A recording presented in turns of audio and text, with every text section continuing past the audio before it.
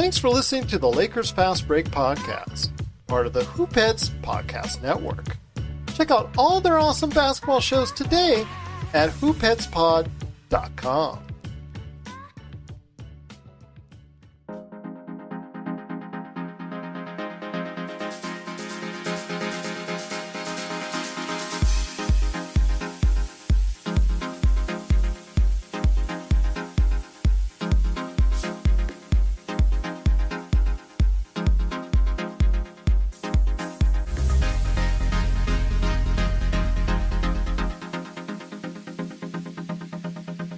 We're back for another episode of the Lakers Fast Break podcast. It's Gerald Glassford coming right back at you here from Lakers Fast Break. Pop Culture Cosmos, Inside Sports Fantasy Football, and Game Source. We truly appreciate everyone out there listening to all of our shows. And if you can, please give us a 5-star review on Apple Podcasts. Plus, if you can like, share, subscribe, follow, or do anything that you can to support us right here at the Lakers Fast Break, it is sincerely appreciated. Was that the Lakers I saw tonight? Was that the same Lakers I saw losing in terrible fashions on both Friday and Sunday? Yes, it was, but it was an altogether different Lakers team. 24 hours is just so much different for us. We went from like a funeral, like we all needed to dress in black or something because it was looking pretty grim for us. We were all very unhappy. LRob came on the show just wanting to talk to us for therapy. It was getting so bad for the Lakers. But wouldn't you know, 24 hours later, without LeBron or without Dennis Schroder, LeBron is a day-to-day with his ankle, so it's not too serious. But Dennis Schroder is out for 10 to 14 days due to health and safety protocols. I hope it's not what I think it is, but it probably is. But, without those two, the Lakers were able to go ahead and take on one of the hottest teams in the NBA, the Denver Nuggets. And, yes, Felix is here. We definitely got our mojo back with a great win tonight. And you know what? Anthony Davis looking very strong, 25 points tonight, 7 rebounds and 3 block shots. But to me, the key to this victory was the fourth quarter, and I'm going to hear it from LakerTom, and 2 individuals that almost had to dust the cobwebs off them because Wes Matthews and Marc Gasol gave the team a big lift when they needed it the most, and they pulled away at points to up to as many as a 15-point lead in the fourth quarter. Very good performance. Denver came back, storming back, as we knew they would because they are a great team. But you know what? The Lakers did pull it out in the end. And you're right, Felix. Defense wins championships. And you know what? The Lakers, after 2 horrible defensive performances, and what some around here have been saying was 2 really lousy coaching performances, I thought Friday was worse than Sunday, but both were pretty bad. I will tell you right now, I want to go ahead and say, you know what? Frank Vogel drew up something really good for the Lakers as far as from a defensive standpoint, and they win 93-89, holding Nikola Jokic on his way to pick up his first MVP. He struggled 12 for 28, 32 points, but it really took a lot of shots. Michael Porter Jr. struggled with 19 points himself. Denver was really out of sorts all game long, and I only can attest it to the Lakers' defensive presence and performance tonight. And here today to talk about the game are 2 great guests indeed. You notice we're back now 24 hours later after the funeral pyre that seemed to be lifting high with all the burning and all the incense and all the stuff that's going on, and we were so depressed. We've got all smiles today. I'm going to go ahead and hit up first the man who I need to come sometimes to therapy, a good man indeed from Detroit, Michigan. It is LRob. And LRob, great to have you back 24 hours later. I don't think you're here for therapy this time around. No, I'm here to celebrate a little bit now. We've been down in the valley for, it seems like forever. So it's good to have some array of sunshine shine through. And kudos to, like you said, Gasol. He definitely was the difference maker today. He brought the energy. He hit big shots. He played. He played like the Marc Gasol we were hoping we were getting at the beginning of the year. And then Matthews always plays so hard defensively. So it's good to see him knock down some shots too. The defensive intensity from the beginning, you can see they were hungry. So I think that's what we left off yesterday. It's like, I don't care if they don't make any shots. Just play good defense. Just play tough defense. And usually when you do that, you'll end up hitting some shots. I mean, energy creates opportunities. And I definitely want to give a shout out to Kuz. He didn't do much offensively, but he really hounded Porter in the first half. So things that didn't show up in the box score. There's a reason. It's personal between those two. You know that, right? Ever since the bubble. Yeah. And Kuz has usually been on the losing end of that personal battle. So I'm glad today he didn't take it personal where he's trying to go back at him. All of them, whoever was on him, Caruso struggled handling the ball, but when he was switched out on Porter, he was up into him. KCP was. The defensive was really good. You see AD set the tone. He went in trying to dunk the ball. He shot going toward the basket a lot today instead of shooting fadeaways, at least in the first half. He was in more of an attack mode. So, no complaints, really. It was a good all-around effort. Everybody who played hard and contributed. Wasn't too many lapses. Jokic missed a lot of shots he normally would make, and so I'm not going to blow too much. And Denver, was without a lot of guys, but still they had been on the road too, 9 out of 10, so or something like that, 8 out of 9 or something. So they had been playing good ball. Maybe they were due for a stinker. I'm glad it happened against us. Admiral Akbar threw out the trap, and the Nuggets this time fell right in it. And I will say this, that with the Lakers playing like this, it brings some hope to us. And Felix is saying it right. The coach is getting the formula ready to get the job done as the playoffs approach. Well, it's all about defense. As long as the Lakers can play this level of defense, they can keep themselves into any ball game with any team out there. And Anthony Davis, after last night's performance, was really angry. He made a lot of comments in regards to something we've seen before already once or twice this season when he was playing before, where he was upset with his own performance. He was upset with the team's performance. So he played very inspired today. And then you have, like LakerTom was laughing at, which we didn't comment on last night's show, now LeBron with this thought of possibly being 7th. Well, as it was, but we'll give you an update on the standings here in a sec. He was really mad about, the possibility of the play-in tournament and not liking the play-in tournament concept at all. Funny how that happens to both LeBron and also as well Doncic. They're both not liking it when they're around 7. So you notice how that happens. So I'm assuming that, it doesn't really matter for them when they're not in 7th, but as they get closer, boy, they really don't like those play-in tournaments. They really don't like playing those extra games. Felix says, been at a real funeral. I said, oh, ye of little faith, but the Lakers got this. And they did. It's a start and the beginning of a tough week. Sunday and Monday, they did split. Not the kind of split we thought we would get, but it was definitely a great performance today from the deep defensive side of things. And here today, AD was saying we were playing with no swag. So thank you, Felix, for bringing that up. Exactly. They were not playing with any swag, any confidence, any inspiration. They didn't have any sense of urgency. And today they showed that in spades. But here today to talk about the game as well as a good man indeed. He is the mastermind behind LakerHolics.com. It is LakerTom. And LakerTom, some of the things that you've been asking for ad nauseum showed up. It's so funny because Marc Gasol was the bane of your existence when he was in the starting lineup. And then he became your inspiration for getting him back into the lineup. This is how he's got to play each and every time out. Otherwise, he goes back to, like we said, the bane of your existence once again. You sort of wonder about a guy who's won a world championship, won honors in his own country, and played internationally for years, and who knows he's at the end of his career, and sort of had a guaranteed starting job with the first half of the season. Then there just became the pressure that we went through that streak where we were giving up big leads and going into the second quarter behind every game.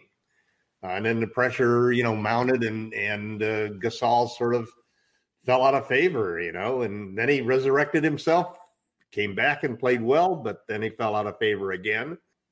And, there's in a game like tonight, I think that one of the things that happened with Marc is that getting benched like that a couple of times when he thought he'd earned his starting role, for a prideful guy like that, I think it really got his competitive juices going. For one thing, he started looking for his shot. He started taking those threes and being aggressive on those. And I was really thrilled to see this happen. I mean, I had predicted on Lakerholics.com several times that this stretch of 3 games, this game tonight, the game against the Clippers on Thursday, and the Friday night game against the Blazers, those 3 games were going to determine what's really going to happen to the Lakers. And I always felt that those were opportunities. Those were the games that Drummond would have to really come up big in order to hold his position, because the team would have to do well. And I'm just very distrustful of Andre's ability to impact the lineup. I mean, Gasol was plus 17 tonight, team high. Drummond was minus 11, team low. And I thought Andre played okay. It's just that for every 2 or 3 pluses that you give him, there's going to be 2 or 3 minuses. It's almost like it's inevitable that happens with a game. But, there's a lot of things to be grateful about the game. Some obvious things. We won the game, and we really needed that, because now we're 5th instead of 7th, and that's a big deal. And AD came back. That's another big part of the game. And our defense that we thought we lost completely came back. I mean, I must have written about 20 or 30 comments on just how devastating the loss of camaraderie and chemistry in the team. And it looked like a team that's quit or that's done or that's been cooked. So it's good to see all of those things really happening. I think, to me, the biggest thing is seeing how much more room to operate everybody has when Marc Gasol is in the game. And I think that Gasol, you look at the 3 centers we have, and 2 of them have won championships. Marc Gasol and Anthony Davis. Those are the 2 guys that should be playing. And the biggest thing that came out of this game maybe was not the win, maybe was not locking up, at least for a moment or a day, the number 5 seed. The biggest thing might be the pressure that this is going to put, because we have some matchups, for example, against the Jazz, where they have 2 low post centers. We have matchups that Gasol is going to be a really primary important weapon, because he's the only one other than AD playing a lot of 5 that can stretch the floor. And I think we just saw tonight that there's another one of the obvious opponents that we're going to meet in the Nuggets. And I thought Gasol played as good a defense as anybody else did on Joker tonight. He harassed him. He's got good hands. He made him miss a lot of bunnies. He's physical with him. I thought he did a great job in that sense. So, not an elite job, but, Nikola can take anybody to the woodshed. So, it's not, you can't prevent that from happening. All you can do is minimize it. And I thought we did a good job of minimizing it. I mean, I couldn't believe a couple of those shots that he threw up. I didn't even know if it was a one-legged shot or a no-legged shot or what it was that he did from the free throw line twice tonight. I mean, and when you get him underneath, it's like having a football player stand there. So if he can just throw a little jump hook, you can't even get close to blocking it because the guy's so wide. At any rate, big win for the Lakers. It's funny, talk about the difference that a day makes. If you were to look at Lakers Twitter yesterday versus Lakers Twitter right now, I mean, I have to admit, I must have commented and liked half a dozen, comments by people that the Lakers were cooked for this point in time. So, sports is a crazy thing. It changes. One day you're up and one day you're down. And right now we're up. Right now we're up indeed. This is Raphael from NBA DraftJunkies.com, and you are listening to the Lakers Fast Break.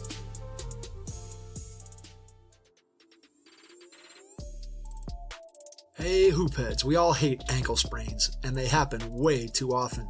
Ankle injuries are the #1 sports-related injury. Arise is trying to change that. With the iFast, your athletes get preventative protection and full mobility. Athletes no longer need to wear bulky braces that limit performance and give mediocre protection. Anyone playing sports should be using these products. Keep your athletes in the game. Don't wait for them to get hurt to take action. Visit www.arise.com, spelled A-R-Y-S-E, and use the code HoopHeads to get 20% off the future of performance. That's ARYSE.com with promo code HoopHeads to get 20% off. Once again, the Lakers did pull out a nice victory, 93-89 over the Denver Nuggets, putting them at 5th once again in the Western Conference, a half game ahead of Dallas, and also a full game ahead of Portland. So right now, again, the Lakers are in 5th, Dallas is in 6th, a half game behind, and Portland is one full game behind in 7th. We're hoping it will stay that way. We'll wait and see. But LRob, you got to be impressed with how the Lakers found a defensive intensity. I think they were mad. They played like they were angry today. They played like they know they've been disappointing a lot of people. Yes, they played like champions. They played like they had some pride in their work. They played like they, cared about where they finished in the standing. So as fans, that's all you want. You want guys to come out and play with some intensity. No, we want wins too. I'm sorry, what'd you say, Tom? I said we want wins too. Well, yeah, but if you do those things, then wins will usually follow. It's only so much we can take of them playing hard if they weren't winning. But they play with some intensity. They play like they care. So good for them. I mean, we shouldn't be to the point where we're crediting them for playing hard. That should be a given. That's what you expect out of a team that aspires to win a championship. But, you got to take baby steps, and this was a step in the right direction. And you instill some more confidence in some more guys, and now you got more guys that could possibly play. So we'll have more things to we didn't narrow the rotation much, did we? No. See, we expanded it and confused it. When you expand the rotation and you win, it's great coaching. When you expand the rotation and you lose, you're exactly. Wrong. Well, that's it. It's who do I send in, you or you? Well, Drummond getting Horton was good today. Seeing him go to the basket, I thought at first he kept getting into the paint and looked up and seen JaVale there, and he would not try to finish over JaVale. I'm like, you still gotta, quit getting into the paint and not taking your shot. You still got to attack this guy. I know he's a shot blocker, and finally one time he flipped it up and he scored over him. So I thought he was really, really important when he was in there too. So kudos to THT for his game. And we've talked about this before, LRob, with LakerTom. When you're playing a 20-year-old, you're going to get that constant up and down from him each and every game, each and every quarter. I mean, there's still mistakes that he made today that only a 20-year-old makes. But again, you also see the youthful exuberance. You see the athleticism. You see the little things there. Now, mind you, I agree with LakerTom. I think they should have traded for Kyle Lowry, but you didn't. I mean, THT is still a nice problem to have as far as it's concerned because you're trying to grow and mature him if you're intending to keep him long term. So there are some benefits to keeping him, and I'm hoping that he will go ahead and his game matures. He knows what he needs to work on. I also like to see him finish more consistently around the basket because if he likes to go to the basket, you need to finish more. A lot of his layups roll off the rim, which I'm kind of concerned about. He needs to have a little bit higher percentage of finishing at the rim, I think. I mean, sometimes he makes these shots more difficult for himself. Even when there's not a hand up there, he'll try reverse. He'll try behind the backboard. He'll try other things. They're not high percentage shots. And he'll make they're low percentage shots it's amazing that he makes them. Yeah, sometimes he'll go in with a shot that he can make rather easily, but he's thinking someone's going to have a hand up, so he'll make himself a harder shot, and that's what happens ultimately sometimes. So I know that, again, he's 20, so there's a lot of room to grow.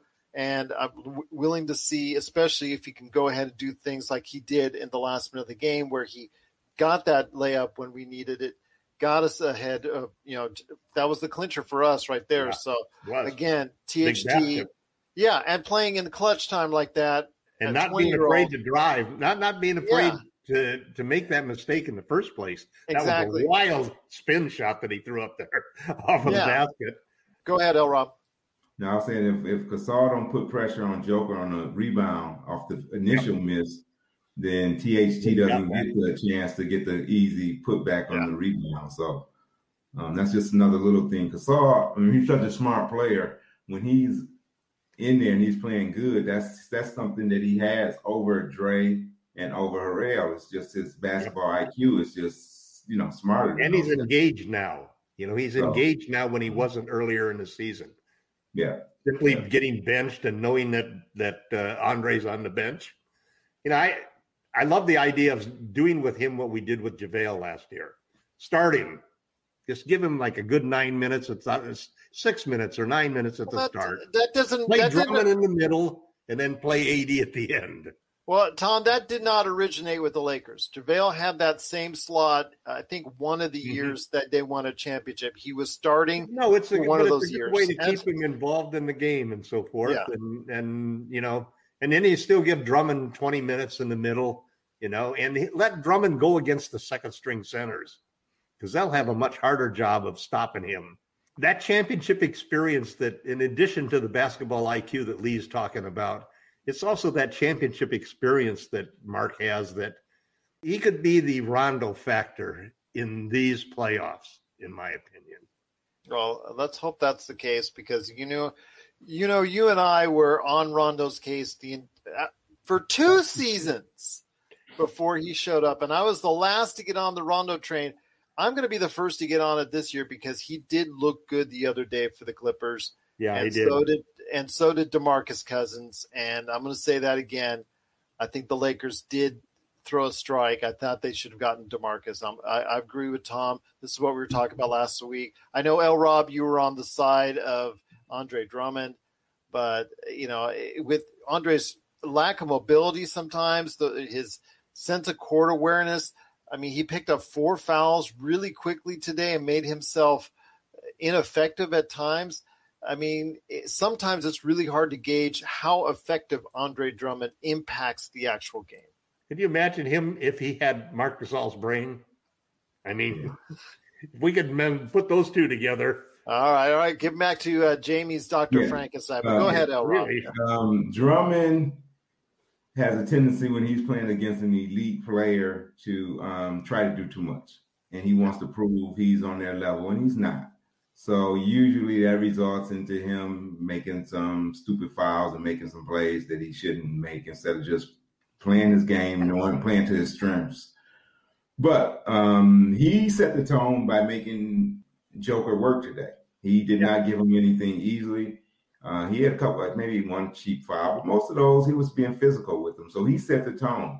If he doesn't start and set that tone with Joker, I'm a big believer in if you never let somebody get started. I mean, that's how Siakam killed us yesterday.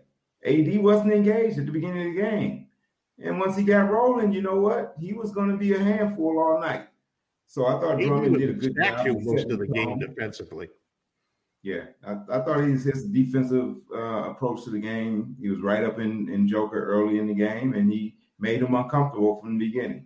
And I thought that set the tone. So I don't want that to be totally overlooked, even though, sometimes the plus minus, he didn't look like he was a minus 11. I didn't feel like he was the reason why the Lakers weren't playing as well when he was in the game. Caruso and those guys get in the lane. He set picks for them. They get in the lane. You got a wide open 12-footer. What are you doing? Shoot the ball. You're trying to throw an alley-oop to Drummond, and you're wide open from 5 feet. Some of that you can't blame on Dre. So, LRob, if you ask me in a playoff series in each of the games, if it takes Jokic 28 shots to get 32 points, I'm going to say I'll take it. Yes. That means a lot of the share is going to him. Absolutely. And it's not going all to everybody else. And that means the team really needs him to perform. And that usually means that you're leading the game. Because if he's taking that many shots, if he's putting that much on himself, for someone who loves to pass the ball like he does, that means that there's a lot of work that he's trying to do all onto himself. And even him as the MVP is doing too much. And that tells me that the Lakers or whatever team is facing off against him are actually either very competitive or winning the game at that point in time. So, yeah, I will take 28 shots on 32 points any day of the week for Jokic. But, Tom, go ahead. That's a great point. I think the other thing that you just got to realize is what kind of defense we played tonight. We rarely doubled. And he found himself a lot against smaller guys. That's not the way we played them in the past, because in the past, we've done a lot of doubling of Joker. Yeah. Primarily because he was just abusing everybody else that we put on him. Yeah. But you'll notice what this did in this game. They had only 7 3-pointers made. We won 21 points at the three. We had 7 more 3-pointers than they did. And the reason is because we did not double to leave those open 3-point shooters out there to take the threes that they got. So that was interesting, and I'm sure the strategy would have been had they, had Joker started to really destroy us, because he missed a lot of bunnies. He missed about as many bunnies as Andre missed at the other end.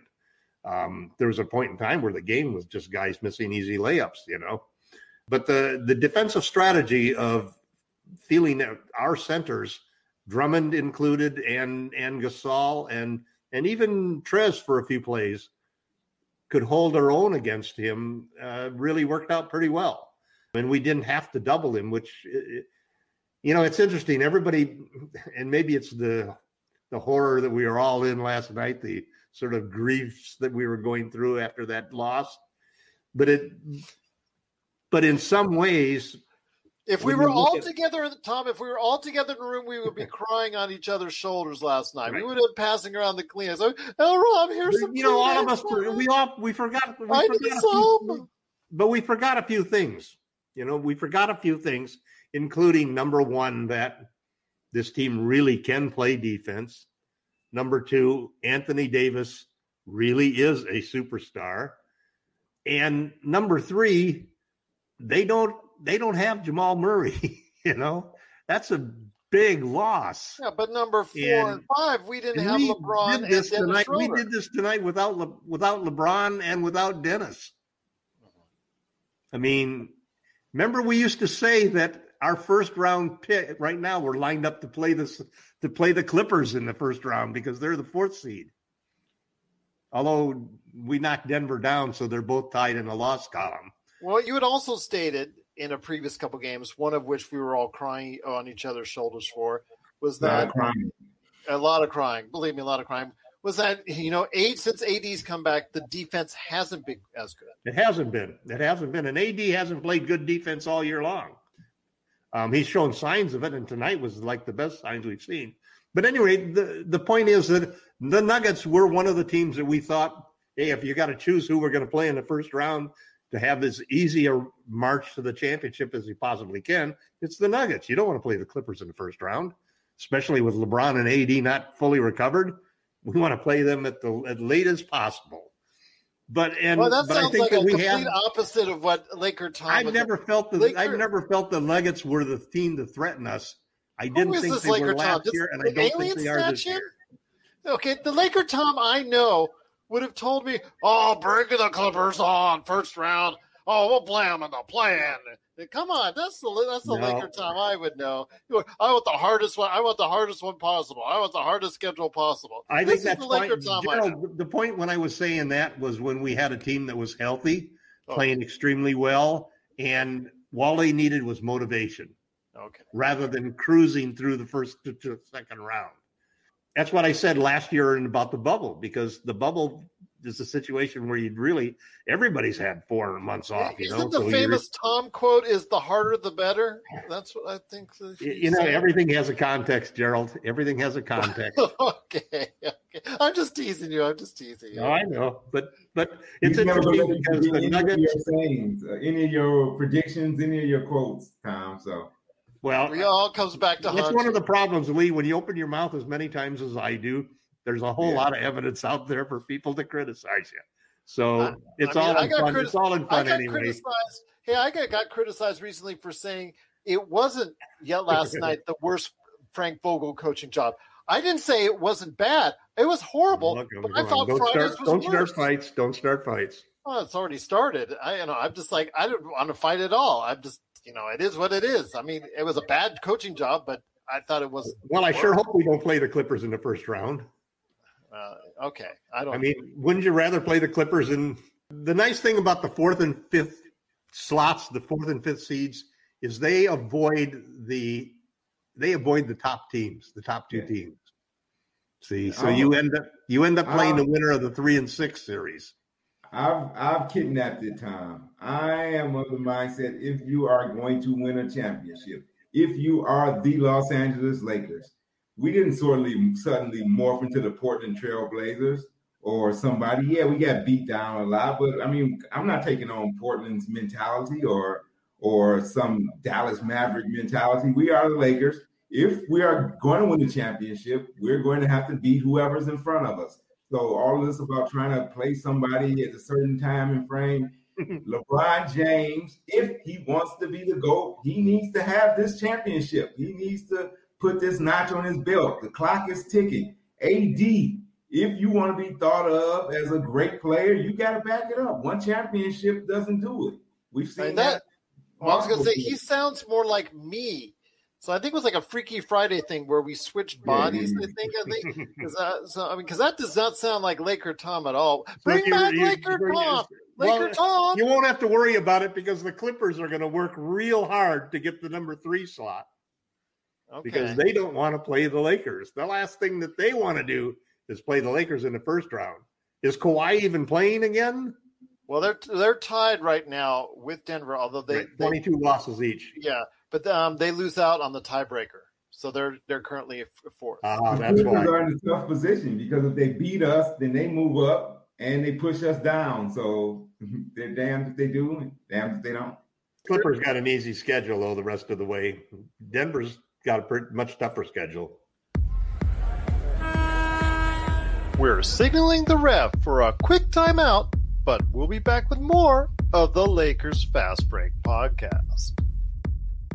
Check out what's been going on with the Pop Culture Cosmos Show and the PCC Multiverse. I see the potential for basically like another Netflix kind of paradigm shift where here comes this other major player. They have a ton of resources. Apple could change the way that entertainment is consumed. They say it's the only time this year that you'll have stars from each brand battling each other, and we know it's not going to be the case, but they like to say that, and more power to them, I guess. Well, it's a big first step, bringing all those superheroes together. There were definitely some parts of the movie that I really enjoyed, and then there were some parts that I thought just kind of fell short of expectation. Part of it has to be something to do with how it's being promoted, and this is a thing where audiences do not agree with critics. That's the Pop Culture Cosmos Show. And the PCC Multiverse, every week on Apple Podcasts. And over a dozen of your favorite streaming and podcasting options. Well, definitely it's going to be interesting to see how this all shapes out, but the Lakers, at a time where they needed it the most, did pull it out without LeBron, without Dennis Schroder. Once again, Dennis Schroder is out 10 to 14 days due to health and safety protocols. And LeBron, Get vaccinated, Dennis. Get vaccinated, Lee. I'm not going there. War, they come after you if you don't get vaccinated. They come after you hard, Dennis. So I'm not saying anything. I am giving tax deductions for everybody who gets a vaccination. Why didn't you pull LeBron into that conversation is what I don't understand. No one asked him about who had not been vaccinated. Why would you say me and LeBron? LeBron had said before that he didn't want to do the vaccine. But LeBron hadn't publicly came out and said he had not been vaccinated. Yeah, he came out even before that and said he wasn't going to be vaccinated. Okay, I didn't know if he made a definitive statement. He made it definitive enough that everybody who heard the statement, it was something like between the lines, no matter or something like that, where he avoided answering it so that you're reading between the lines. You read between the lines. He did not come out and say that though. So if Dennis came out and said that, he outed him, which wasn't cool. Well, it is what LeBron it is. At the game tonight? Well, he's working on that ankle, but it's a day-to-day for LeBron. It's not too serious. And as far as vaccinations goes, I'm happy that I'm hearing the news that possibly my daughters could be vaccinated here within the next couple weeks. So I've heard that a week. I want to get my 2 granddaughters vaccinated. They play point guard? Can they play point guard? Can one of them sub in for Dennis then? Oh, there you go. Absolutely. You know what? I think both of them, they'd give it a shot. They'd give it a shot indeed. I know my oldest would. My oldest definitely would, especially if you throw a contract at her. You know, my granddaughter. If she gets a G League contract or even a two-way, she'll take that as far as a two-way contract. All right, there you go. That's $400,000. She'll take that. My granddaughter she's playing 8th grade middle school basketball now, but she also played AAU, and she's a small, very small point guard. If you go onto my user page my member page at LakerHolics.com, you can see her posing with Magic Johnson. Mia's a great ball handler and a hound on defense, shoots the 3-point shot, does a Euro step, does step back jump shots. For a 14-year-old girl, it's really pretty amazing. So I've coached her between my son and I, we've coached her for 5 years of AAU and CYO basketball. So she's the point guard. And I also want to go ahead while we're talking about daughters, want to say a special wish to Vanessa Bryant and the Bryant family. Mambacita. Yeah, Mambacita, the clothing line in honor of Gigi Bryant. So if you're interested, go ahead and check out the new Mambacita clothing line for her, dedicated in her memory. Looks really cool. Nice tie-dye jumpsuit. In fact, the Golden State Warriors, in a sign of real class, wore it on her birthday because the Lakers weren't scheduled that day. Although everybody except for Kuzma got the message to go ahead and do that, as far as wear it. So I don't know about that. But all right. But nonetheless, please go check out the great Gigi Bryant Mambacita clothing line in honor of Gigi Bryant whenever you can. But guys, it's been a great episode, very spirited. You notice how we're all in such a talkative mood. Everything's good. I drove 300 miles to get back here, and I'm still energetic enough to go ahead and talk about the game because the Lakers won 93-89. Wait till Thursday. Yeah, wait till Thursday. Wait till Thursday. But we'll talk about that in a sec. Felix, you've been great on the comments all show long. Good job, gents. Well, good job to you as well. Thank you so much for listening. Also want to say a special thank you to Chris and also AIM, who send us likes, hearts, and all that. So we truly appreciate it. If you want to go ahead and have a question for us at Lakers Fast Break, also as well, LakersFastBreak@yahoo.com. Please support the great podcast on the Hoopheads Podcast Network. And, of course, everyone with all the comments, including LRob, LakerTom, I think Sean Grice is still there. Who knows, day by day. And also as well, Admiral Akbar, Jamie Sweet himself. You're going to go and check it out at LakerHolics.com. He's a great guy, but I don't know. He's very spirited today. So you got to go ahead and check out his comments there, and I'll leave it at that. But, guys, it's been a great episode. Any last thoughts, LRob? Because we will be back on Thursday right after the Clippers game. But any last thoughts on what they need to go ahead and do to keep this momentum going into a matchup against their LA City rivals? Bring the same attitude and desperation they brought to the game. It starts with the attitude. So I think the Clippers view the Lakers game as a little more important than the Lakers in times past. So they would bring a little more intensity than the Lakers. So I think with the Lakers being in the position they are in, I would be very surprised if they didn't bring some intensity Thursday. So it should be a good game. LeBron will be a little rested. AD will be building off of this game. So, yeah, I'm expecting a very spirited game. So, As am I. You think LeBron will be back? Absolutely. LeBron could have played today. I don't believe there's anything wrong with him. He is a cyborg. That's true. Yeah, just a little tweak. Nothing really. No, he could have played today. If it was playoffs, I'm sure he would have been back. But LakerTom, before we head on out, you got to go ahead and pitch that site of yours, medium.com, and, of course, what you're doing for LakerHolics.com. Well, what's really interesting is we're going from one big game now to an even bigger game. And then an even bigger game. Yeah, because one of the things the Lakers can do by winning, it's kind of interesting because if we win and we beat the Clippers, we're going to push them down into the 4s. We're going to keep them further from the 3 slot, and we're going to help the Denver Nuggets. There's a plus and a minus to winning this game against the Clippers. But if they lose, they go to 7th, possibly. Well, if they lose, they'll still probably be 5, but the Clippers will move up to 3rd and drop the Denver Nuggets, whom we just took care of fairly easily without LeBron. So, and of course, if you get caught in these machinations for every game that goes for the rest of the season, you'll go crazy because there's still too many things you can't factor. So you go in there and you try to win the game. Tonight's game was the first game in a long time, because of the injuries to LeBron and the injuries to AD, that the team was actually 100% focused on the game. They weren't looking ahead. They weren't looking behind. They weren't, you just came back, so you're not going to be as good, LeBron. But they really came to play business, and they really had focus at the start of the game. And the defense was relentless all night long, even after getting beaten on a couple of plays where you'd be embarrassed. They still hung tough. What I think is going to be fascinating to discuss on the site over the next few days, because not only will LeBron get a little more rest, but he might get a couple practices in there, because they got, they don't play till Thursday night now. So we've got Tuesday and Wednesday that they could easily get into practice, at least one good practice, and probably some shoot around and working stuff. So, and of course, Frank Vogel's job's not any easier, because Marc Gasol and Wesley Matthews basically pushed themselves right back into the rotation. And, and I'm thinking now that, I wrote an article about how I thought Vogel could actually go with a 12-man rotation where, and it's one of those 12-man rotation when, if you look at the end of a week or 2 weeks period, everybody's got a certain amount of hours, but if you add the time up, it's more than 48 minutes a game. It's because some guys haven't played. So you take the 12-man rotation and you bench 2 or 3 of the guys every game.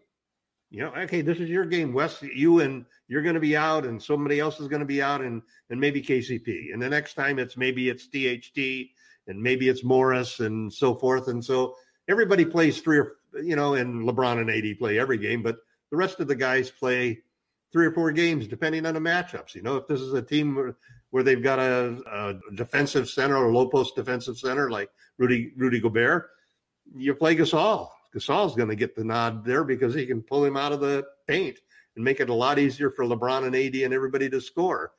There's other situations where Drummond might be the better option to start the game and so forth. And the same thing goes through with the rest of the players. If somebody's shooting hot, he may get some time, but you still play in a 9-man rotation most of the time. But you have 10 or 12 players who are involved in that, and you just choose based upon matchups and who's playing well and who's not playing well, who plays that particular game.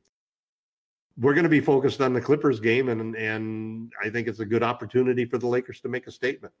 What kind of statement will that be? We'll have to find out on Thursday. I'll tell you what.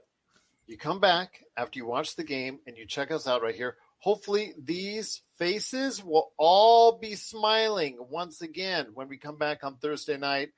LRob, I know it's late for you, but I tell you what, it's just so great to have you here. LakerTom, great to see your smile once again after such anger and such fire and vitriol.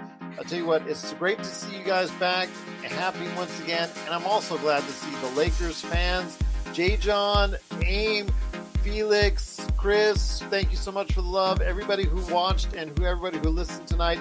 Check us out again on Thursday night after the game against the LA Clippers. We want to see you here. We want to make sure that you're listening. We want to make sure you're watching us. It's the Lakers Fast Break. And as J. John Sarceda says himself, it's the Lakers win or lose. So, yes, the Lakers all the way. Once again, it's Gerald, LakerTom, and LRob. We will see you Thursday night after the Clippers game right here at the Lakers Fast Break.